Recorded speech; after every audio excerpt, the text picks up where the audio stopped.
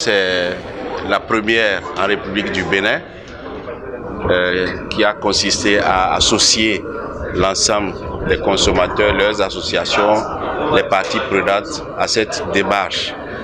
Vous vous souvenez que l'autorité de régulation de l'électricité, suite à la requête de la SBE de modification de ces conditions tarifaires, l'autorité de régulation de l'électricité a lancé une consultation publique en publiant un avis dans les journaux, en envoyant le document de consultation aux associations de consommateurs et en publiant aussi dans des radios et à la télé.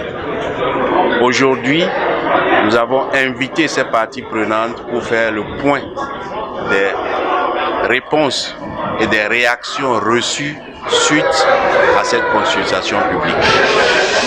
Donc, la journée a consisté d'abord à présenter la méthodologie, donc à présenter la synthèse de la requête de la SBE, à présenter les principes de fixation des tarifs régulés, mais aussi à présenter les recommandations et les résultats de cette consultation publique et enfin à recueillir à nouveau l'avis des parties prenantes et des consommateurs sur la démarche de modification des conditions tarifaires de la SBE. Ces conditions tarifaires relatives à la période 2019-2021 comparées à la période passée où ce qui s'applique aujourd'hui, les tarifs qui s'appliquent aujourd'hui datent de 2010. L'autorité de régulation agit dans le cadre du respect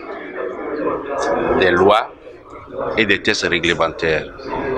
J'ai souvent fait référence à l'article 50 de la loi portant code de l'électricité qui dispose que les tarifs doivent permettre à l'opérateur de recouvrir ses coûts, mais aussi de pouvoir faire des investissements.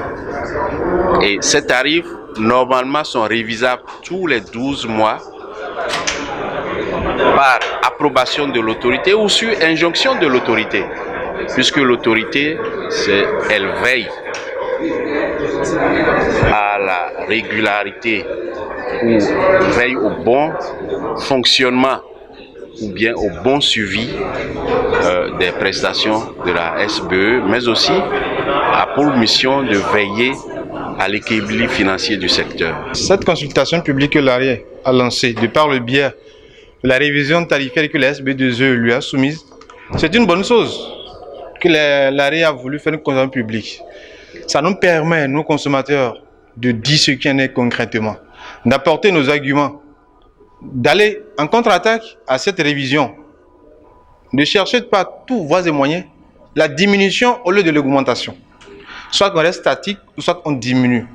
Parce qu'aujourd'hui, avoir ce qui a été mis dans le document, je me fais exempter de toutes conditions techniques qui ont été mises dans le document. Pour le consommateur lambda, je ne peux pas être en train de bénéficier de mauvais services, de mauvaise qualité de service au moment où on me demande d'augmenter dessous de ma poche pour payer quelque chose dont la qualité est encore 5 sur 20. En tant que consommateur, on ne peut pas accepter une coupe croissante. On nous parle d'investissement. Quand vous lisez un peu le document, vous allez comprendre pour les profanes.